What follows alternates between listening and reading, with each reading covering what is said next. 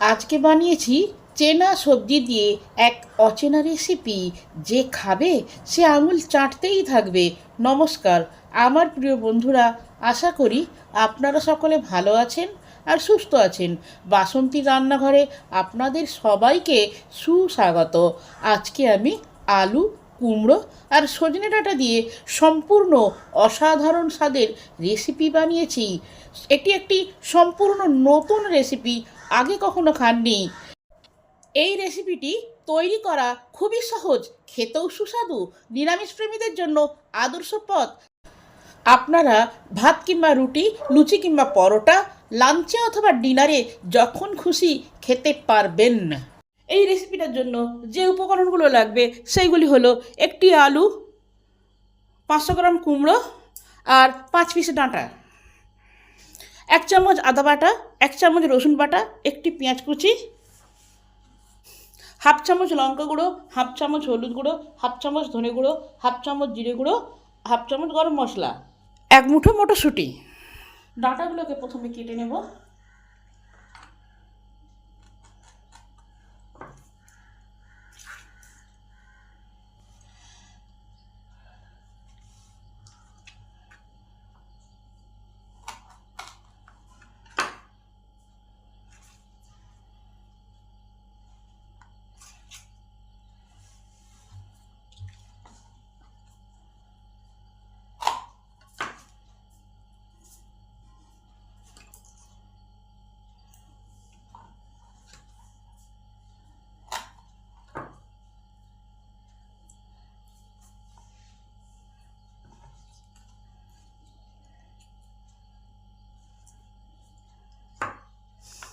এইভাবেই সমস্ত ডাঁটাগুলো কেটে নেব। আগে ভাজা মশলাটা ভেজে নিই। এখানে আছে 1 টেবিল চামচ গোটা জিরে, 1 টেবিল চামচ গোটা ধনে, 3 পিস এলাচ, 3টি শুকনো লঙ্কা আর 2 ইঞ্চি দারুচিনি। এই ভাজা মশলাটাকে ধিমে আছে ভালো করে ভাজতে হবে আর কন্টিনিউ নেড়ে যেতে হবে, নাড়া বন্ধ করা চলবে না। যদি নাড়া বন্ধ করা হয় তাহলে মশলাগুলো ভাজা না হয়ে চুয়ে যাবে। মশলাগুলো একটা সুন্দর গন্ধ বেরিয়েছে, এই যে চড়বড় করে আওয়াজ হচ্ছে এটাতেই বুঝে নিতে হবে মশলাগুলো আমার ভাজা হয়ে গেছে। এবার গ্যাসটাকে নিভিয়ে দিলাম।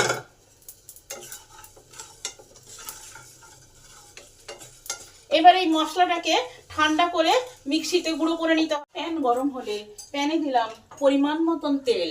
রান্নাটা আমি সর্ষের তেলেই করব।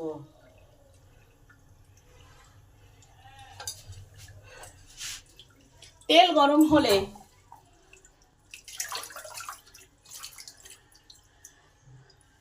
আলুটাকে কেটে ধুয়ে রেখেছি সেটা দিয়ে দিলাম। পরিমাণ মতন নুন দিলাম, সামান্য পরিমাণ হলুদ দিলাম। নুন আর হলুদটাকে আলুতে ভালো করে মিশিয়ে দিলাম। 8 থেকে 10 মিনিট চাপা দিয়ে দিলাম যাতে আলুটা সেদ্ধ হয় আর ভাজা ভাজা হয়। 10 মিনিট পর চাপাটা খুলে দেখি কি অবস্থা। আলুগুলো আমার লাল লাল করে ভাজা হয়ে গেছে। আমি বারবার উল্টে পাল্টে চাপা দিয়ে দিয়ে আলুগুলোকে সেদ্ধ করে নিয়েছি আর ভাজা হয়ে গেছে। এবার নামিয়ে নেব।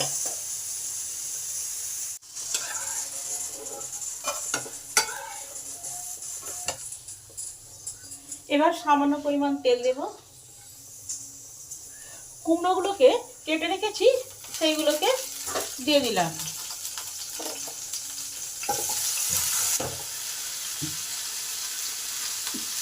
কুমড়োর মধ্যে সামান্য পরিমাণ নুন দিলাম, অল্প হলুদ গুঁড়ো দিলাম। নুন আর হলুদটাকে দিয়ে কুমড়োয় ভালো করে মিশিয়ে দিলাম। এবার 5 মিনিট চাপা দিয়ে দিলাম। কুমড়োগুলোকে হালকা করে ভেজে নেব। 5 মিনিট পর চাপা খুলে দেখি কি অবস্থা।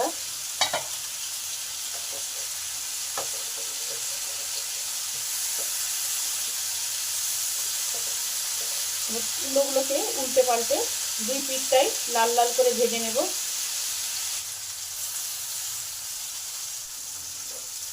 এই দিকটা উল্টে দেখি। লাল হয়েছে কিনা। কুমড়োর দুই দিকটাই লাল হয়ে গেছে।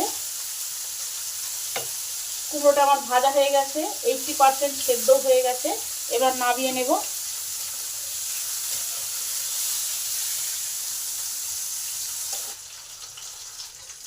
প্যান গরম হলে প্যানে দিলাম পরিমাণ মতন তেল। তেল গরম হলে তেলে দিলাম 1/2 চামচ কালো জিরে, 1টি শুকনো লঙ্কা আর 1টি তেজপাতা।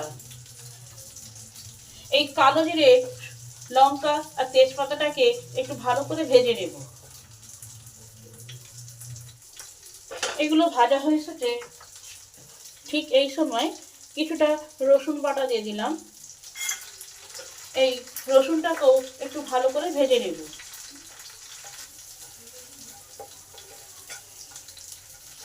রসুনটা আমার ভালো করে ভাজা হয়ে গেছে। এই সময় একটা পেঁয়াজ কুচি রেখেছি, সেটা দিয়ে দিলাম। এই পেঁয়াজটাকে একটু ভালো করে ভেজে নেব। পেঁয়াজটা তাড়াতাড়ি ভাজার জন্য পরিমাণ মতন নুন দিলাম।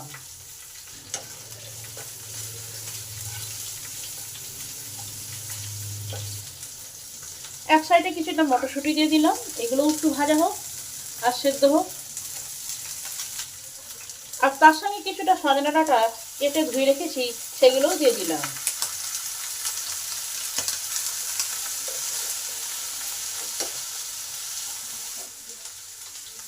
এবার 5 থেকে 6 মিনিট চাপা দিয়ে দিলাম, যাতে এই ডাঁটা আর মটরশুঁটিটা ভালো করে সেদ্ধ হয়।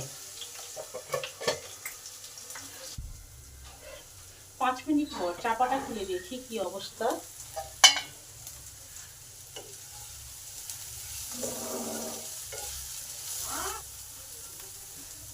পেঁয়াজটা ভাজা হয়ে এসেছে, ডাঁটাটাও হাফ সেদ্ধ হয়েছে। ঠিক এই সময় 1 চামচ আদা বাটা দিলাম, সামান্য পরিমাণ হলুদ গুঁড়ো দিলাম, সামান্য পরিমাণ লঙ্কা গুঁড়ো দিলাম,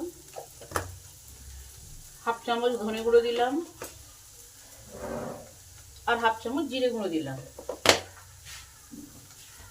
এই সমস্ত মশলাকে একটু ভালো করে কষে নেব। যতক্ষণ না মশলার কাঁচা গন্ধটা যাচ্ছে ততক্ষণ একটু কষবো।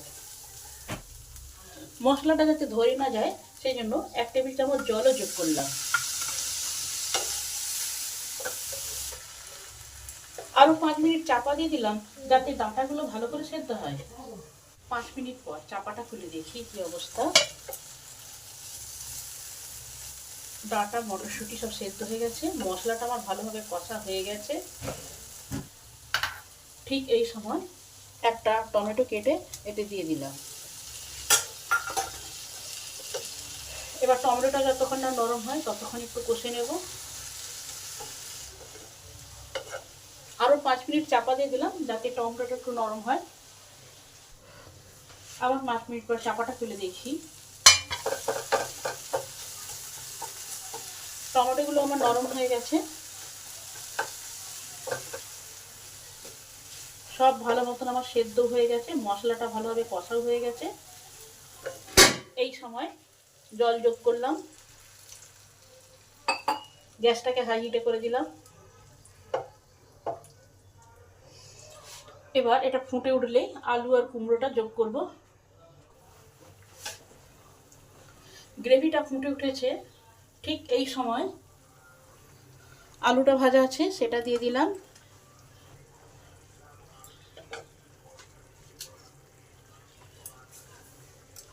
কুমড়োটা ভাজা আছে এটাও দিয়ে দিলাম। আপনারা যেরকম গ্রেভি খাবেন সেরকম রাখবেন।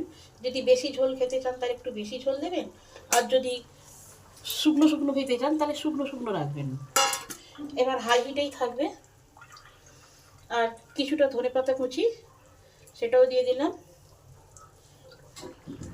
আর যেহেতু কুমড়ো, তাই টেস্টে ব্যালেন্সের জন্য 1 চামচ চিনিও যোগ করলাম। এবার সমস্ত কিছুকে একসঙ্গে মিশিয়ে দিই। 5 মিনিট চাপা দিয়ে দিই। এই সমস্ত সবজিটা ভালো করে ফুটবে আর গ্রেভিটা আলু কুমড়োর মধ্যে ঢুকবে, তাহলে খেতে আরও টেস্টি হবে। 5 মিনিট পর চাপাটা খুলে দেখি কি অবস্থা। রান্নাটা আমার কমপ্লিট হয়ে গেছে। নামানোর আগে যে ভাজা মশলাটা ভেজেছিলাম সবার প্রথমে, সেই ভাজা মশলাটা খানিকটা ছড়িয়ে দিই, 1 চামচ।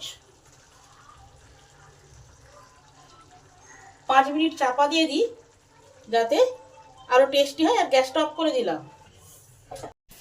আপনারাও বাড়িতে এইভাবে চেনা সবজির অচেনা রেসিপি রান্না করে খেয়ে দেখবেন। রেসিপিটা যদি ভালো হয় তাহলে আমার চ্যানেলটিকে লাইক করবেন, কমেন্ট করবেন, শেয়ার করবেন। ভিডিওটি সম্পূর্ণরূপে দেখার জন্য অসংখ্য ধন্যবাদ। দেখা হচ্ছে অন্য কোনো নতুন ভিডিওতে।